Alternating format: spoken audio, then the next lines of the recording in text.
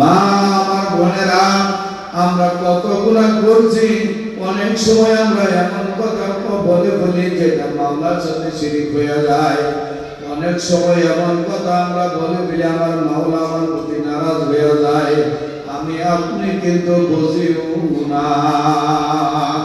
আল্লাহ রাসূল সাল্লাল্লাহু আলাইহি ওয়াসাল্লাম ঘোষণা করেন, মান সালিমাল মুসলিমুনা বিল লিসানিহি ওয়া ইয়াদিহি, ওই ব্যক্তি প্রকৃত মুসলমান না যে ব্যক্তির জবান থেকে ব্যক্তির হাত দ্বারা জবান দ্বারা অন্য মুসলমান অন্য মানুষ নিরাপদ না। মা ও বোনেরা, অনেক সময় আমরা এমন কথা বলি অন্য মহিলা অন্য পুরুষ কষ্ট পায়, অন্যদেরকে কষ্ট দেয়। আমার রাসূল বলেন, ওই ব্যক্তি প্রকৃত মুসলমান যে ব্যক্তি অন্যকে কষ্ট দেয় না, অন্যকে কষ্ট দেওয়া থেকে বিরত থাকে। অনেক সময় অনেক মানুষ হাতের দ্বারা কষ্ট দেয়, মুখের দ্বারা কষ্ট দেয়, জবান দ্বারা কষ্ট দেয়, কথার দ্বারা কষ্ট দেয়। মা ও বোনেরা, কথার দ্বারা কষ্ট দেয় এটা বেশি আমার মা বোনদের মধ্যে পাওয়া যায়। অনেক সময় অনেক মা ও বোনেরা এমন কথা বলে, এমন কথা বলে, এমন কথা বলে, অনেক সময় অনেকের মনটা ভেঙে চৌচির হয়ে যায়। আল্লাহ রাসূল বলেন, ওই ব্যক্তি প্রকৃত মুসলমান হতে পারে না। অনেক সময় আমার মা ও বোনেরা এমন আছে স্বামীর সাথে এমন ব্যবহার করে, এমন ব্যবহার করে, তার স্বামী তার প্রতি নারাজ হয়ে যায়, অসন্তুষ্ট হয়ে যায়। তখন কোন স্বামী যদি কোন স্ত্রীর প্রতি অসন্তুষ্ট হয়ে যায়, আল্লাহ সুবহানাহু ওয়া তাআলা বলেন, ওয়া ইন্নাল জাহিমা হিয়াল মাওয়া। কোন স্বামী যদি কোন স্ত্রীর প্রতি নারাজ হয়ে যায়, ওই স্ত্রী যত আমলি করুক না কেন, যত বন্দেগী করুক না কেন, সারা রাত করে তাহাজ্জুদ করে, ইশরাক করে, আওয়ামিন করে, ইবাদতের কোনো অভাব নাই, কিন্তু স্বামী মনে কষ্ট দেয়। মা ও বোনেরা খেয়াল করে শুনুন, আপনি যত ইবাদত বন্দেগী করেন, আপনার স্বামী যদি আপনার প্রতি নারাজ হয়ে যায়, আপনি তো জানেন না আপনার স্বামী আপনার জন্য কত কষ্ট করে। আপনার স্বামী আপনার জন্য সকালবেলা ঘর থেকে মাঠে ময়দানে বের হয়ে যায়, সারাদিন প্রখর রৌদ্রের মধ্যে মাঠে ময়দানে থাকে, সারাদিন কাজ করে, সন্ধ্যাবেলা ঘরে ফিরে আয়। যখন সন্ধ্যাবেলা ঘরে ফিরে আসে, সারাদিন মাঠে কাজ করে স্ত্রীর মুখে হাসি ফোটানোর জন্য। যখন সন্ধ্যাবেলা ঘরে আসে, ঘরে ঢোকার সঙ্গে সঙ্গে স্ত্রী এমন ব্যবহার করে, যে ব্যবহার করার সঙ্গে সঙ্গে এমন আচরণ করে, এমন কথা বলে, তখন স্বামীর চেহারাটা মলিন হয়ে যায়। স্বামী পড়তে পারে না, চোখগুলি টলমল করতে থাকে, চোখে পানি ছাড়তে পারে নাই, কলিজাটা চৌচির হয়ে যায়। তখন আমার মালিক ওই স্বামীর প্রতি, ওই বান্দার প্রতি তাকায় থাকে, আহারে তোর মনের কষ্ট তো আমি সইতে পারতেছি না। ওই সময় যদি স্বামী ওই স্ত্রীর প্রতি নারাজ হয়ে বলে, অসন্তুষ্ট হয়ে যায়, আর ওই স্ত্রীর খোদা না করুক, আল্লাহ না করুক, ওই সময় যদি ওই স্ত্রী দুনিয়া থেকে বিদায় হয়ে যায়, ওই স্ত্রীর ঠিকানা হবে ইন্নাল জাহিমা হিয়াল মাওয়া, ওই স্ত্রীর ঠিকানা হবে জাহান্নাম। পর্দার আড়ালের মা ও বোনেরা,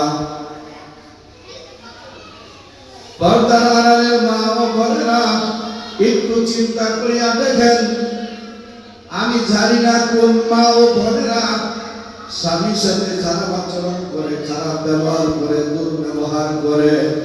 আপনারা এখানে যারা আসছেন, যদি কোনো স্বামীর সাথে আপনারা দুর্ব্যবহার করে থাকেন, কষ্ট করে থাকেন, আমি আপনাদেরকে হাতে ধরিয়া করি, পায়ে ধরিয়া করি, রে মা, আজকে যাই রাতের বেলা স্বামীর পা দুইটা জড়ায় ধরিয়া চোখের পানি সারিয়া দিয়ে বলবেন, স্বামী তো জীবনে যা করছি অন্যায় করছি, আজকে আমি হুজুরের জবান থেকে, হুজুরের বয়ান থেকে শুনতে পারছি, আপনি যদি আমাকে মাফ নাই করেন আমার মাওলাই আমাকে মাফ করবে না। স্বামী আপনার দুইটা পায়ে ধরে বলি আমি অন্যায় করছি, ভুল করছি, বুঝিয়া করছি না বুঝিয়া করছি, স্বামী গো আপনি আমাকে মাফ করিয়া দেন। যখন আপনি স্বামীর পাও দুটা জড়াইয়া ধরবেন দেখবেন আপনার স্বামী আপনার মাথার ভিতরে হাত দিয়া বলবে তুমি উঠো, তোমার জীবনের সময় তুমি যে অন্যায় অপরাধ আমার সাথে করছো। স্বামীর মনটা এত নরম হয়ে যাবে, এত নরম হয়ে যাবে, তখন স্বামী বলবে তুমি উঠো, তুমি যত গুনাহ করো, তুমি যত অপরাধ করছো, আমার সঙ্গে তুমি যত বেয়াদবি করছো, আমি আজ থেকে তোমাকে আমি মাফ করে দিলাম। যখন স্বামী আপনাকে মাফ করে দিবে আমার আল্লাহ এত খুশি হবেন, এত খুশি হবেন, এত খুশি হবেন। তখন আমার আল্লাহ ফেরেশতাদেরকে ডাক দিয়া বলবেন ও ফেরেশতারা দেখো তার স্বামী তার স্ত্রী তার সাথে এত দুর্ব্যবহার করেছে, এত অন্যায় করেছে, এত অপরাধ করেছে, এত অপরাধ করার পরও তার স্বামী তাকে মাফ করিয়া দিয়েছে। ও ফেরেশতারা তোমরা সাক্ষী থাকো আমি আজকে ওই স্বামীর স্ত্রীর জীবনের গুনাহগুলি মাফ করিয়া দিলাম। বলেন সুবহানাল্লাহ। এই জন্য মা ও বোনেরা স্বামীর সাথে ভালো আচরণ করা লাগবে, স্বামীর সাথে খুব সুন্দর আচরণ করা লাগবে।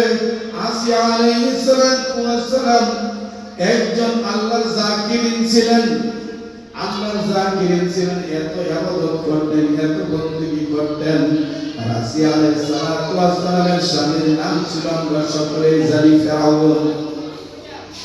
আমরা কেউ কথা না বলবো, ভিতরে আমরা কেউ কথা বলবো না, সবাই কথা বন্ধ করবো। যদি কথা বলেন তাহলে বয়ান বন্ধ করে দেব, আমি বয়ান করবো না। আপনাদের আওয়াজ এত দূরে বসছি তারপরে আওয়াজ আসতেছে আপনাদের কান থেকে, আওয়াজকে বন্ধ করতে হবে।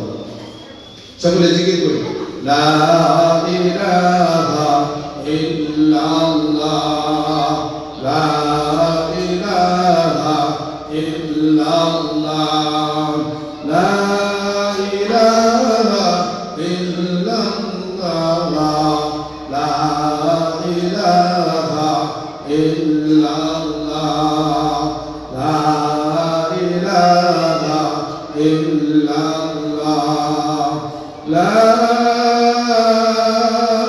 ইলাহা ইল্লাল্লাহ মুহাম্মাদুর রাসূলুল্লাহ।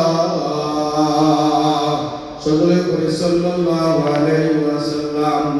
আসিয়া আলাইহিস সালাতু ওয়াসসালাম যে কথা বলতে চেয়েছিলাম, আসিয়া আলাইহিস সালাতু ওয়াসসালাম আপনাদের মতো একজন মহিলা ছিল। আসিয়া আলাইহিস সালাতু ওয়াসসালাম এত ধৈর্যশীল একজন মহিলা ছিল। আসিয়া আলাইহিস সালাতু ওয়াসসালামের স্বামীর নাম ছিল ফেরাউন। ফেরাউন এত যন্ত্রণা দিত। ফেরাউন আসিয়া আলাইহিস সালাতু ওয়াসসালামকে বলতো ও আসিয়া তুমি আমাকে খোদা বলে স্বীকার করো।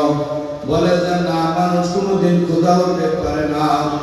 আসিয়া আলাইহিস সালাতু ওয়াসসালাম বলে, ফেরাউন বলে ও আসিয়া তুমি আমাকে মহব্বত করো, আমাকে ভালোবাসো।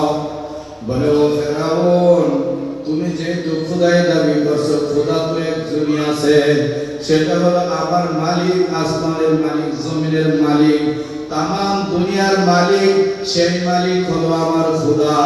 আর আমি এমন খোদার মহব্বত আমার অন্তরে ঢুকাইছি, আমার মালিকের মহব্বত আমার অন্তরে ঢুকাইছি। আমার শরীরের পশমের একটা গুঁড়াও খালি নাই যে জায়গার ভিতরে তুমি ফেরাউন খোদা মহব্বত আমি অন্তরে ঢুকাইব। তখন ফেরাউন বলে যে না, জল্লাদকে বলে এই এভাবে হবে না, আসিয়াকে কঠিন শাস্তি দেওয়া লাগবে। কঠিন শাস্তি দিলে পরে আসিয়া আমাকে খোদা বলে স্বীকার করবে। তখন যখন জল্লাদ যায়া বলে যে ও আসিয়া আপনি যদি আপনার স্বামীকে ফেরাউনকে যদি খোদা বলে স্বীকার না করেন তাহলে তো আপনাকে হত্যা করে ফেলবে। আসিয়া উত্তর দেয় আমার এক এক করে 7টা সন্তান আমার চোখের সামনে উৎসর্গ করে দিলাম আমার মাওলাকে রাজি করার জন্য, আমার মাওলাকে খুশি করার জন্য। আমার সন্তানগুলিকে আমার চোখের সামনে হত্যা করে ফেলেছে, তারপরেও আমি ফেরাউনকে খোদা বলতে রাজি না, ফেরাউনকে খোদা বলতে পারবো না। তখন ফেরাউন বলে, আসিয়াকে এমন ভাবে হবে না, তাকে শাস্তির ব্যবস্থা করো। আসিয়া জল্লাদ তখন আসিয়া আলাইহিস সালাতু ওয়াস সালামকে শাস্তির ব্যবস্থা করার জন্য একটা তক্তা আনিয়া তক্তার মধ্যে পেরাক মারলো, তার কাটা মারলো। তার কাটা মারার পরে আসিয়া আলাইহিস সালাতু ওয়াস সালামকে ওই তক্তার মধ্যে শোয়াইলো।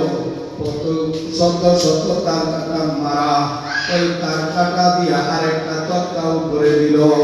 তক্তা দিয়া তক্তার মধ্যে তার কাটার মধ্যে শোয়াইয়া যখন তক্তাটা টাইট দেওয়া শুরু করলো, সমস্ত তার কাটাগুলি, সমস্ত প্যারাগুলি আসিয়া শরীরে ঢুকিয়া গেল। তারপর বলে না, মানুষ তো কোনদিন খোদা হতে পারে না। সে যদিও আমার স্বামী, সে তো খোদা হতে পারে না। আমার মাওলার মহব্বত আমার অন্তরে ঢুকাইছি, আমার মাওলার মহব্বত আমি অন্তর থেকে আর বাইর করতে পারবো না। যখন পাথর, যখন তার কাটা মারলো, প্যারাক মারলো, তক্তাটা টাইট দেওয়া শুরু করলো, আসিয়া আলাইহিস সালাতু ওয়াস সালামের শরীর থেকে শরীরের গোশত ফাটিয়া রক্তগুলি টকবক করে বের হতে লাগলো। তারপরে আসিয়া আলাইহিস সালাতু ওয়াস সালাম বললেন, না না না, আমার মাওলার মহব্বত আমি ছাড়তে পারবো না, আমি ফেরাউনকে খোদা বলে স্বীকার করতে পারবো না। তারপর আসিয়া আলাইহিস সালাতু ওয়াস সালামকে বলে, ফেরাউন বলে, ওরে জল্লাদ, এমন ভাবে আসিয়ার শাস্তি, এই শাস্তি তো হবে না। আসিয়া আলাইহিস সালাতু ওয়াস সালামকে টেবিলের উপরে দাঁড় করাইয়া উপরে মাথার দিকে চামড়া চুলানি শুরু করিয়া দাও।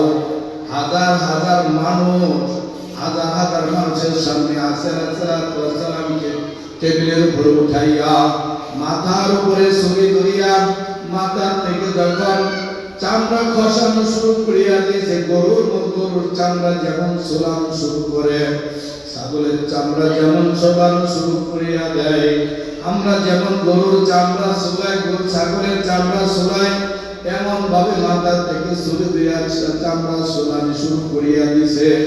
যখন মাথার ভিতরে ছুরি ধরছে, আসিয়া আলাইহিস সালাতু ওয়াস সালাম মাথা থেকে জকজক করিয়া রক্তগুলি বাইরে হতে শুরু করলো।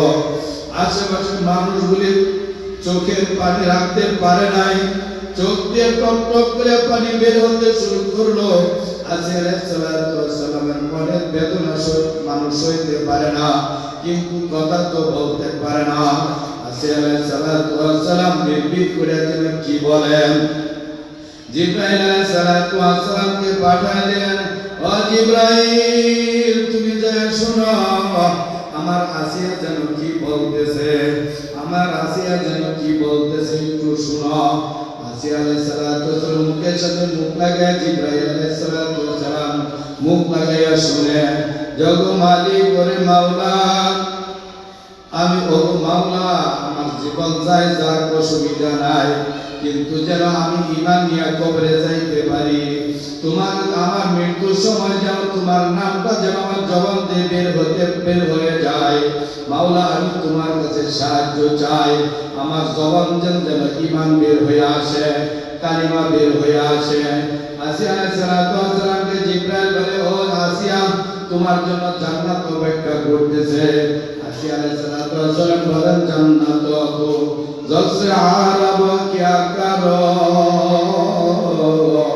आरज़ू है मैं तुझे देखा करो, जन्नत दोज़ख से आरब क्या करो, आरज़ू है मैं तुझे देखा करो। वो আমার মালিক, আমি জান্নাত দিয়া কি করব? আল্লাহু আকবার, আল্লাহু আকবার। জান্নাত দিয়া কি করব, জান্নাত দিয়া কি করব? মাওলা, আমি চাই তোমার দিদার, আমি চাই তোমার দিদার। এত যন্ত্রণা দেওয়ার পর স্বামীর সাথে দুর্ব্যবহার করে নাই রে মা, এত অন্যায়, এত শাস্তি দেওয়ার পর স্বামীর সাথে দুর্ব্যবহার করে নাই, মালিকের সাহায্য কামনা করেছেন। কিন্তু আমরা তো বর্তমান জামানার মহিলা, আমরা স্বামীর সাথে কত স্বামী তো এত কষ্ট আমাদেরকে দেয় না, এত অত্যাচার আমাদেরকে করে না, এত নির্যাতন আমাদেরকে করে না।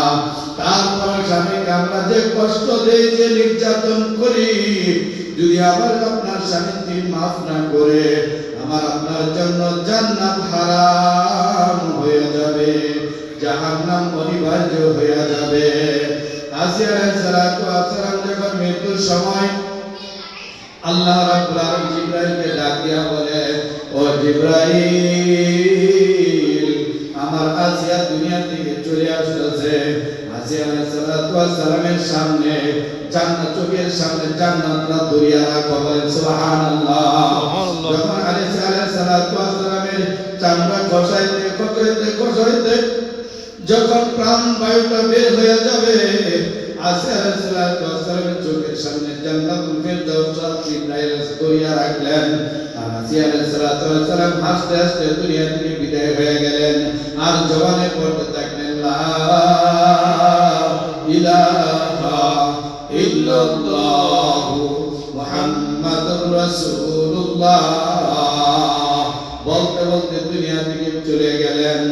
মা ও বোনেরা দেখেন, স্বামীর সাথে দুর্ব্যবহার করলে পরে কি হয়, আর স্বামীর সাথে যদি সৎ ব্যবহার করেন, স্বামী যতই কষ্ট দেখ, স্বামীর সাথে কষ্ট দিবেন না, স্বামীকে কষ্ট দিবেন না।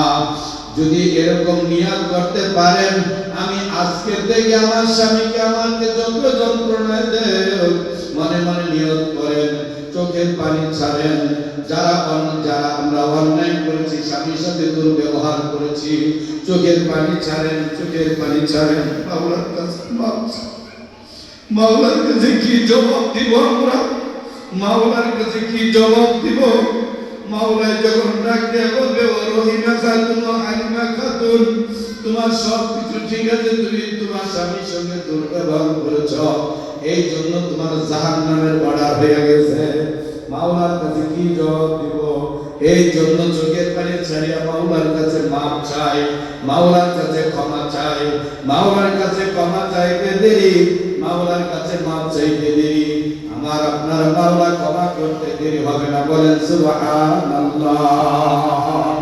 এই জন্য মা ও বোনেরা, ওয়াজ মাহফিল হলো নসিহতের জন্য, ওয়াজ মাহফিল হলো আত্মশুদ্ধির জন্য, ওয়াজ মাহফিল হলো গুনাহ থেকে মুক্তি লাভ করে কবরে যাওয়ার জন্য, ওয়াজ মাহফিল হলো আত্মশুদ্ধির জন্য। মা ও বোনেরা, কর্তৃপক্ষ যেহেতু আপনাদের জন্য একটা সুব্যবস্থা করেছেন, ওয়াজ মাহফিলের ব্যবস্থা করেছেন, আল্লাহ রাব্বুল আলামিন কুরআন কারীমে ঘোষণা করেছেন, ইয়া আইয়ুহাল্লাযীনা আমানু কু আনফুসাকুম ওয়া আহলিকুম নারা।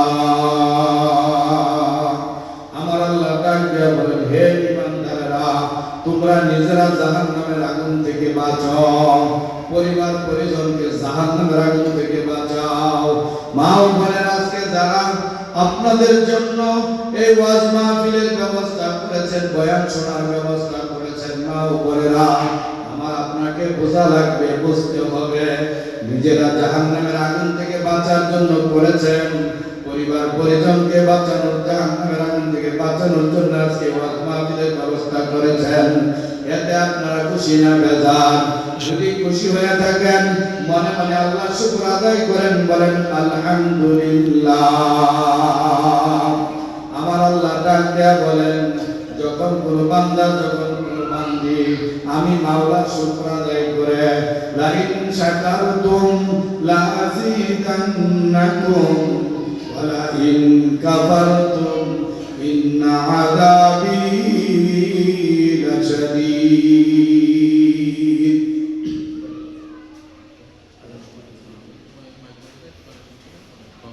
আল্লাহ রাব্বুল আলামিন ডাক দিয়া বলেন, লাইন শাকারতুম লাযিদান্নাকুম ওয়া লাইন কাফারতুম ইন্না আযাবি লাশাদীদ। যারা নিয়ামতের কৃতজ্ঞতা প্রকাশ করবে, আল্লাহ রাব্বুল আলামিন তাদেরকে নিয়ামত আরো বাড়িয়ে দিবেন, বলেন সুবহানাল্লাহ।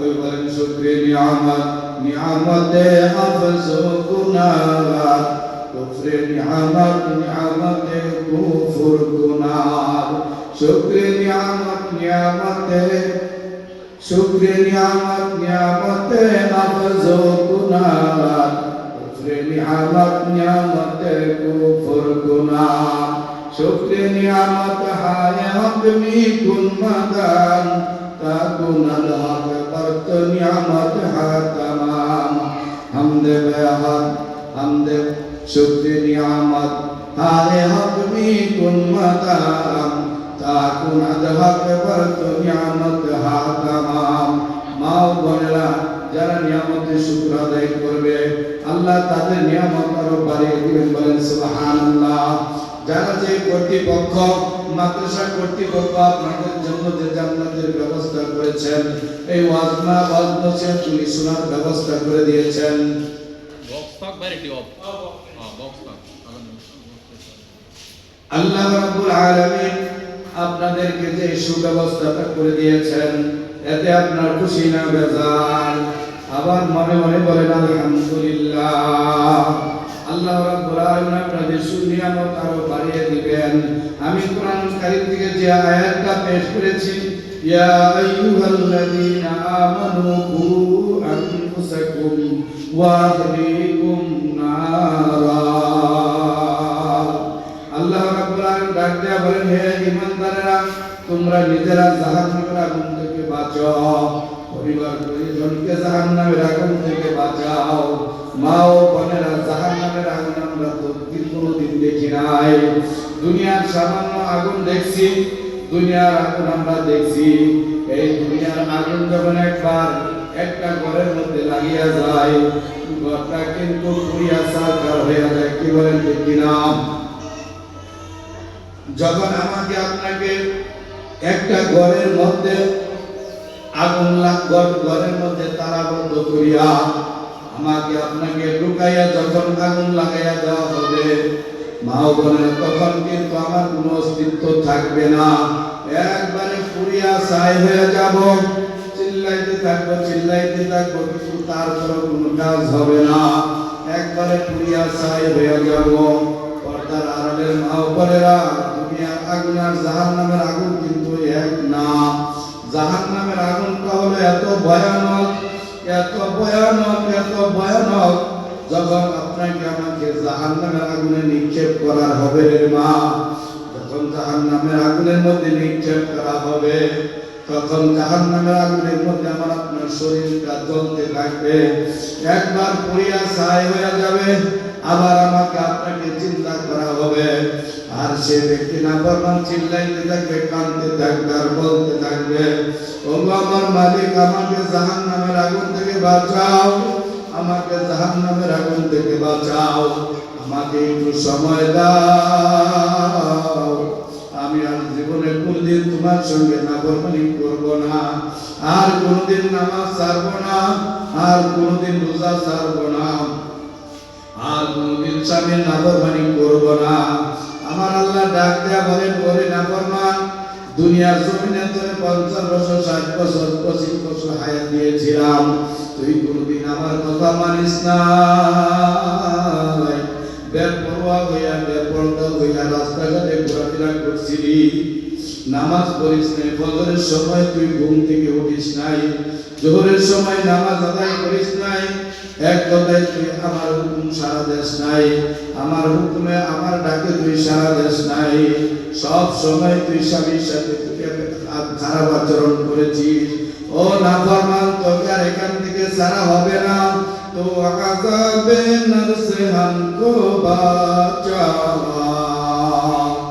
তো আযাবে নরসে हमको বাঁচা ও না हमने अब रोज़ ज़ादा तूने दोज़ख में जैसे दाखिल किया उसके दहशत तूने रसूल कर दिया तूने दोज़ख में जैसे दाखिल किया उसके बेशक तूने रसूल कर दिया पर्दा आले माँ ও বোনেরা যখন একবার জাহান্নামের মধ্যে ফালাইয়া দিবে যখন একবার জাহান্নামের মধ্যে নিক্ষেপ করবে, তখন আমি আপনি যত চেষ্টা করি, যত সাধনা করি, যত চিল্লা পাল্লা করি, কোনো কাজ হবে না। তোমাকে আমাকে জাহান্নাম থেকে বের করা হবে না। আল্লাহ রাব্বুল আলামিন ডাক দিয়ে বলেন, সুম্মা লা ইয়ামুতু ফিহা ওয়া লা ইয়াহইয়া। আল্লাহু আকবার, আল্লাহু আকবার। তখন আমি আপনি ওখানে কাঁদতে থাকবো, কাঁদতে থাকবো, আল্লাহকে ডাকতে থাকবো। তখন আমার আল্লাহ আমার প্রতি ডাকে, আবার ডাকে সাড়া দিবে না। তখন আমি জাহান্নামের আগুনে আমার শরীর পুড়িয়া ছারখার হয়ে যাবে। একদিকে পড়তে থাকবে, আরেকদিকে চামড়া গজাতে থাকবে। একদিকে পড়তে থাকবে, আরেকদিকে চামড়া জ্বালাতে, নতুন চামড়া উঠতে থাকবে। এমন শাস্তি দিতে থাকবে। আমার আল্লাহ বলেন, সুম্মা লা ইয়ামুতু ফিহা ওয়া লা ইয়াহইয়া। ওরে বান্দি, ওরে বান্দা, ওইখানে তুই তো মরবেও না, বাঁচবেও না। তোর শাস্তি চলতে থাকবে, চলতেই থাকবে, চলতেই থাকবে। এত শাস্তির পর আল্লাহকে ডাক দেবে, আল্লাহ গো তুমি আমারে বাঁচাও। আল্লাহকে বলতে থাকবে, আল্লাহ আল্লাহ আল্লাহ বলে চিৎকার করতে থাকবে। হাজার হাজার লক্ষ লক্ষ কোটি কোটি বার আল্লাহকে ডাকবে। তখন আল্লাহ তার ডাকের প্রতি ফিরিয়াও তাকাবে না। দুনিয়ার জমিনে যদি কোনো বান্দা, কোনো বান্দি আল্লাহকে আল্লাহ বলিয়া একটা বার ডাক দেয়, আমার আল্লাহর আরশ থরথর করিয়া কাঁপতে থাকে। একবার ডাক দেওয়ার সঙ্গে সঙ্গে আমার আল্লাহ 10 বার ডাক দিয়া বলে, লাব্বাইকা ইয়া আবদি, লাব্বাইকা ইয়া আবদি, লাব্বাইকা ইয়া আবদি। ওরে বান্দি, তুমি কেন আমাকে ডাক দিয়েছো, কেন আমাকে ডাক দিয়েছো? এখানে একবার ডাক, দুনিয়াতে একবার ডাক দেওয়ার সঙ্গে সঙ্গে আমার মাওলাই বান্দি বান্দার ডাকে সাড়া দেওয়ার জন্য পাগল করা হয়ে যায়। জাহান্নামে কিন্তু এটা হবে না। জাহান্নামে কিন্তু হাজার বার, লক্ষ বার, কোটি বার ডাকার পরেও আমার মাওলা ওই বান্দি, ওই বান্দার ফিরেও তাকাবে না। মা ও বোনেরা একটু চিন্তা করেন, চক্ষুটাকে একটু বন্ধ করেন, মনটারে বুঝান। কিছুদিন আগে ছিলাম ছোট, আস্তে আস্তে বড় হয়ে গেলাম। আমার মা বাবাই আমাকে বিয়ে দিয়ে দিলেন, আমার মা বাবাই আমাকে বিয়ে দিয়ে দিলেন। আমার সন্তানাদি হয়ে গেল। এখন আমি বুড়ো হয়ে গেলাম, আবার শাশুড়ি হয়ে গেলাম। আমি কি নিয়ে মাওলার দরবারে রওনা করছি, কি নিয়ে মাওলার দরবারে রওনা করছি? মাওলাই যদি আমাকে মাফ না করে আমার কি উপায় হবে? আমার কবরটা তো জাহান্নামের আগুনের কুয়া হয়ে যাবে রে মা।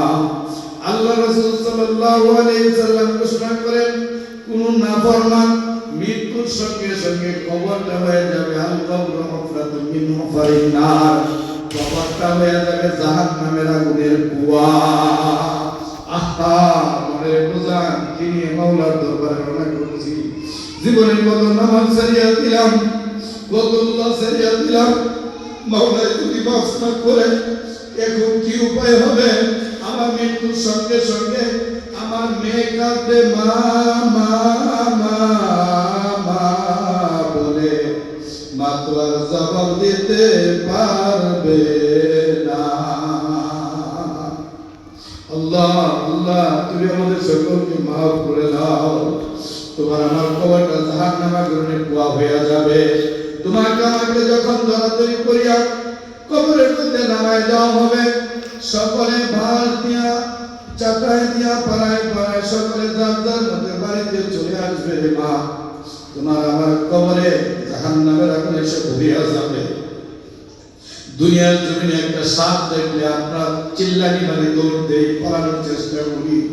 বাবারে, ওই কবরের ভিতরে একটা না, দুইটা না, 99টা হাজার সব ভাগ করিয়া থাকবে। আপনাকে আমাকে কবরের নামানোর সঙ্গে সঙ্গে 99টা বড় বড় সাপ উপস্থিত হয়ে যাবে, হাজির হয়ে যাবে। পেছনে ধরিয়া কামড় শুরু করিয়া দিবে। কবর থেকে পালানোর জন্য দৌড়াদৌড়ি শুরু করব। যেদিকে তাকাবো, ডানের দিকে তাকাবো, দেখবো মাটি। বাম দিকে পালানোর জন্য দৌড়াবো, দেখবো মাটি। নিচের দিকে পালানোর জন্য চেষ্টা করবো, দেখবো মাটি। উপরের দিকে পালানোর জন্য উপরে উঠতে চাইবো, দেখবো বাকি পাশের চাঙ্গারি। উঠা যাবে না। মনে বোঝাও করে মন কি হবে এই দুনিয়া দিয়া, মাওলাই যদি আমাকে মাফ না করে, কি হবে সন্তান দিয়া, কি হবে টাকা পয়সা দিয়া, কি হবে বাড়ি গাড়ি দিয়া, কি হবে স্বর্ণ অলঙ্কার দিয়া, যদি আমার মাওলাই আমাকে মাফ না করে, আমার কবরে যদি আমাকে মাওলাই শান্তি না দেয়, আমার কি উপায় হবে? ভাই বলো বন্ধুরে বলো, আপন কিন্তু কেউই নাই। অন্ধকার কবরে মাওলা ছাড়া আমার আপন কেউই নাই। আল্লাহ তুমি আমাদের সকলকে মাফ করিয়া দাও। সকলে বলুন আমিন। আমরা মনে মনে নিয়ত করি, আজকে থেকে আমরা আর নামাজ ছাড়বো না। মনে মনে নিয়ত করতে পারবো তো ইনশাআল্লাহ? সকলে মনে মনে নিয়ত করি, আজকে থেকে নামাজ আর ছাড়বো না। রোজা আসতেছে, রোজাও ছাড়বো না। স্বামীর সাথে খারাপ আচরণ করবো না, ব্যবহারটা চলবো না, অন্যায় কাজ করবো না, বেপরোয়া ঘোরাফেরা করবো না। আমার মা ও বোনেরা নিয়ত করেন, খালেদ ভাবে নিয়ত করেন, আমার মাওলাই কবুলের মালিক। খালেদ ভাবে যদি নিয়ত করতে পারি, আমার মাওলাই কবুল করতে দেরি হবে না। বলেন সুবহানাল্লাহ। এই জন্য প্রিয় মা ও বোনেরা, নামাজের সময় যেহেতু হয়ে গেছে, আমি আর কথা দীর্ঘায়িত করবো না, লম্বা করবো না। আপনারা জানেন মাদ্রাসা কর্তৃপক্ষ আপনাদের জন্য যে ব্যবস্থাটা করেছে, এটা আল্লাহর শুকর। আজকে যদি মাদ্রাসার কর্তৃপক্ষ আপনাদের জন্য এই ব্যবস্থাটা না করতেন, তাহলে হয়তো আপনারা এই কোরআন হাদিসের আলোচনা শুনতে পাইতেন না, আপনাদের নসিবে হইতো না। আর এই মাদ্রাসা কর্তৃপক্ষ এই আলোচনা করতে যাইয়া মাদ্রাসার অনেক খরচ হয়েছে, অনেক টাকা পয়সা খরচ হয়েছে। আল্লাহ সুবহানাহু ওয়া তাআলা বলেন, তুমি যদি জান্নাত পেতে চাও, তোমার মাল এবং জান দিয়া জান্নাতে যাওয়া লাগবে, জান এবং মাল দিয়া জান্নাতে যাওয়া লাগবে। আল্লাহ রাব্বুল আলামিন ঘোষণা করেন, ইয়া আইয়ুহাল্লাযীনা আমানু হাল আদুল্লুকুম আলা ইয়া আইয়ুহাল্লাযীনা আমানু হাল আদুল্লুকুম আলা তিজারাতিন। আল্লাহ রাব্বুল আলামিন ঘোষণা করেন, হে ঈমানদাররা, তোমরা যদি জান এবং মালের বিরুদ্ধে তোমাদেরকে আল্লাহ রাসূল আল্লাহ সুবহানাহু ওয়া তাআলা আল্লাহ রাসূল কই, হে রাসূল আপনি বলিয়া দেন, যারা জান এবং মালের দ্বারা জান্নাত ক্রয় করতে যায়, তাদেরকে আপনি বলিয়া দেন। বলেন সুবহানাল্লাহ। এই জন্য মা ও বোনেরা, জান এবং মালের দ্বারা আমরা জান্নাত করতে রাজি আছি কিনা? মনে মনে সকলেই বলেন আলহামদুলিল্লাহ। আমরা রাজি আছি তো ইনশাআল্লাহ, নাকি বলেন? এই জন্য আমি আমার মা বোনদেরকে বলবো, নামাজের সময় হয়ে গেছে, আলোচনা আমি দীর্ঘায়িত করবো না, দোয়া করে দেব। আমরা সকলে যার যার সাধ্য অনুযায়ী 2000, 1000, 5000 মাদ্রাসার জন্য আমরা